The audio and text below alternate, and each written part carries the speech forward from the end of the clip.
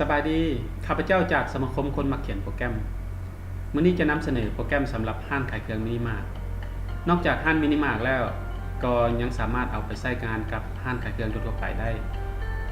โปรแกรมออกแบบให้เป็นระบบออนไลน์สามารถใช้งานหลายๆห้านในเวลาเดียวกันถ้าหากเฮามีหลายๆห้านสามารถเพิ่มจำนวนห้านโดยใส่รหัสห้านและก็ใส่ข้อมูลของห้านจากนั้นก็กดปุ่มบันทึกเพื่อให้รหัสสร้างห้านขึ้นมาใหม่จากนั้นก็ใส่ข้อมูลของรายการสินค้าเข้าไปและก็สามารถใช้งานได้เลยนอกจากนี้ยังมีข้อมูลของผู้สนองเฮาจะใช้เมื่อเวลาซื้อสินค้ากับพระเจ้าเพื่อมาขายหรือเฮาสามารถติดตามว่าซื้อสินค้าจากผู้สนองใดหลายกว่าหมู่และจ่ายเงินที่ซื้อมาจากครั้งแล้วจำนวนเท่าใดเฮาสามารถติดตามได้นอกจากนี้ก็มีหมวดสินค้าเพื่อเราจะได้แยกว่าสินค้าอยู่ในหมวดแต่ละหมวดนั่นมีหลายปานใดและให้เป็นระเบียบรายการสินค้าต้องนอนอยู่ในหมวดแต่หมวดหนึ่งที่เราออกแบบมาเมื่อกี้นี้ยกตัวอย่างหมวดเครื่องดื่มหรือหมวดอื่นๆที่ว่ามีในห้างที่ต้องการขายรายการสินค้าแต่กรณีที่มีสินค้ามาใหม่เราก็ใส่รหัสสินค้าใส่ข้อมูลของสินค้าพื้นฐานสิ่งที่สำคัญเราต้องใส่รหัสบาร์โค้ดของสินค้าเมื่อเวลาเรายิงขายสินค้าจะได้ง่ายขึ้นนอกจากนี้ก็จะมีเมนูสำหรับตั้งราคาขายกรณีการตั้งราคาขายแต่ละห้างอาจจะใช้ราคาขายแตกต่างกันเนื่องจากว่าค่าต้นทุนอาจจะต่างกันย้อนค่าขนส่งหรือค่าอื่นนอกจากนี้ข้อมูลของสินค้านี้สามารถใช้เฮ็ดเป็นโปรโมชั่นได้เนื่องจากว่าโปรแกรมเฮาได้ออกแบบให้รองรับกับการเฮ็ดโปรโมชั่นราคาขายปกติจากราคาขายปกติเฮาสามารถเฮ็ดโปรโมชั่นได้ในช่วงเวลาวันที่ใดหาวันที่ใดและก็ใช้เลขที่โปรโมชั่นเพื่อให้เอาราคาโปรโมชั่นนั้นไปขายเมื่อเวลาขายระบบจะไปตรวจสอบว่ามีการโปรโมชั่นบ่จะเอาราคาที่เฮาเฮ็ดโปรโมชั่นนั้นไปขายนอกจากนี้ก็มีระบบสางแม่น user ที่เป็นพนักงานสางสามารถใช้งานได้แต่ user อื่นอาจจะบ่จำเป็นต้องเห็นเมนูนี้ก็ได้หรือ super user ก็สามารถใช้งานได้หมดทุกฟังก์ชันหมดทุกเมนูในโปรแกรมนี้ยกตัวอย่างการนำเครื่องเข้าแม่นพนักงานสางที่เป็นผู้นำเครื่องเข้าก่อนอื่นที่จะนำเครื่องเข้าต้องรู้ว่าบินนั่นแม่นบินเลขที่เท่าใดที่ซื้อเครื่องมาจำนวนสินค้าในรายการตัวนั้นแม่นจำนวนเท่าใดหลังจากนั้นก็ใส่ราคาที่ซื้อต่อหัวหน่วยและเงินสกุลใดที่ซื้อมายกตัวอย่างเป็นเงินกีบและสินค้ามีหมดอายุหรือบ่ถ้าว่ามีหมดอายุก็ใส่วันหมดอายุของสินค้าไปจากนั้นก็นำเมาส์ไปวางไว้ที่บนห้องบาร์โค้ดแล้วก็สามารถใส่เครื่องอ่านบาร์โค้ดอ่านเอารายการสินค้าจากนั้นระบบจะ insert ข้อมูลของสินค้าเข้าไปในตารางด้านลมนี้ถ้าหากเขายิงรหัสสินค้าให้ครบแล้วจากนั้นก็กดปุ่มบันทึกเพื่อบันทึกการนำเข้าสินค้าครั้งนี้ถ้าต้องการตรวจสอบข้อมูลของสินค้าที่นำเข้าครั้งนี้เราสามารถพิมพ์เอาไปตรวจสอบได้อยู่ในส่วนนี้นอกจากนี้ก็มีข้อมูลฟังก์ชันการแก้ไขนี่เขาใช้เวลาข้อมูลผิดในการนำสินค้าเข้า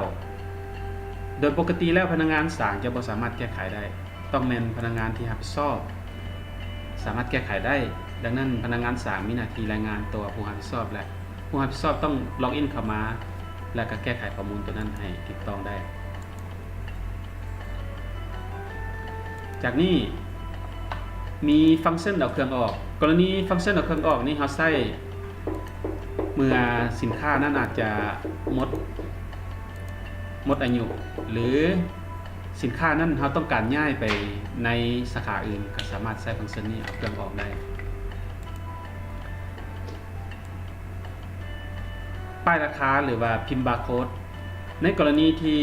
สินค้าใดบ่มีป้ายราคาหรือบ่มีรหัสบาร์โค้ดเราสามารถใช้ฟังก์ชันตัวนี้เป็นตัวช่วยในการสร้างรหัสบาร์โค้ดขึ้นมาและก็สามารถนำไปติดใส่สินค้าตัวนั้นเพื่อ เฮ็ดเป็นป้ายแสดงราคาหรือเอานำไปใส่ติดกับสินค้าเพื่อไปใส่เวลายิงขายสินค้านี่มันตัวอย่างในการเฮ็ดป้ายราคาการนับจำนวนสินค้ากรณีเฮาต้องการตรวจสอบสต็อกสินค้าก็ใช้ฟังก์ชันนี้เพื่อนับว่ามีพนักงานคนใดที่เป็นนับและนับบัญชีเท่าใดจำนวนสินค้ามีรายการใดๆที่นับและพิมพ์รายการที่นับมาตรวจสอบกับสินค้าที่มีในสต็อกปัจจุบันมันจะตรงกันหรือบ่สามารถรู้ได้ว่าสินค้าตัวใดที่ถูกต้องหรือตัวใดที่ขาดหายไปนอกจากนี้ก็มีการปิดสต็อกเมนูที่สำคัญที่อีกเมนูหนึ่งก็คือเมนูสำหรับขายการขายนี่เฮ็ดได้2แบบคือยิงรหัสบาร์โค้ดเลยก็สามารถขายได้หรืออีกวิธีหนึ่งแม่นกรณีบาร์โค้ดบ่สามารถอ่านได้เฮาก็ใช้วิธีการค้นหาโดยพิมพ์ชื่อขึ้นต้นหรือคีย์ตัวเลขบาร์โค้ดขึ้นต้นแล้วก็ค้นหาจากนั้นก็กดปุ่มดับเบิลคลิกใส่ในกรณีที่สินค้าต้องการขายหลายกว่า1รายการเฮาก็เพียงแต่คลิกใส่สินค้าแล้วก็เปลี่ยนจำนวนที่ต้องการจากนั้นกดปุ่ม Enter เพื่อจะได้สินค้านั่นเข้ามาในการขายหลังจากนั้นข้อมูลจะแสดงผลที่หน้าแสดงผลให้กับลูกค้าได้เห็นลูกค้าจ่ายเงินให้กรณีลูกค้าจ่ายเงินกีบเฮาก็เพียงแต่คลิกเมาส์ใส่บอลห้องเงินกีบจากนั้นก็ใส่จำนวนเงินว่าลูกค้าจ่ายเงินเป็นใบเท่าใดยกตัวอย่างใบ 10,000 ก็สิมีเงินทอนให้ลูกค้าว่าเฮาต้องทอนเท่าใดจากนั้นกดปุ่มบันทึกพิมพ์บันทึกแล้วก็พิมพ์สิ่งที่เฮาขายไปจากนั้นระบบจะพิมพ์บิลออกที่เครื่องพิมพ์ให้กับลูกค้าส่วนเมนูอื่นก็ใช้ยกตัวอย่างเมนูที่ปิดยอดขายปิดยอดขายนี่ใช้สำหรับพนักงานเวลาขายเขาเจ้าจะกลับบ้านเขาจะต้องปิดยอดขายว่ามื้อนี้ขายได้จักบินจำนวนเงินที่ขายได้หลายปานใดและก็กดสอบเงินแล้วก็ส่งให้กับฝ่ายแคชเชียร์ตัวนี้มันจะพิมพ์บิลปิดยอดขายหรือเอาเงินออกก็จะเป็นกรณีเงินที่ขายได้หลายแล้วอาจจะบ่มีความปลอดภัยถ้าเอาเก็บไว้ในห้องขายดังนั้นต้องเอาออกไปใส่ตู้เซฟนั้นก็สิมีฟังก์ชันนี้ซัพพอร์ตให้ว่าแม่นไผเป็นคนเอาออกจากโมงแม่นไผเป็นผู้รับประมาณนี้ส่วนว่ารายงานต่างๆยกตัวอย่างรายงานมันจะมีรายงานเอาสินค้าเข้าหรือยอดขายมื้อนี้มีหลายปานใดสามารถสรุปได้ทันทีเลยว่ามียอดขายหลายปานใดสินค้าที่ขายดีมีสินค้าใดแดสินค้าใกล้จะหมดมีตัวใดแดหรือนับสต็อกหรือรายงานอื่นๆจะมีในส่วนนี้ในคลิปนี้ข้าพเจ้าจะบ่ลงรายละเอียดจะเอาไว้ในคลิปหน้าสำหรับพวกเราจะมีผลงานออกมาใหม่ๆเรื่อยๆกรุณาติดตามพวกเราและขอบใจสำหรับกดไลค์กดแชร์ให้พวกเราจากชุมชนสมาคมคนมักเขียนโปรแกรม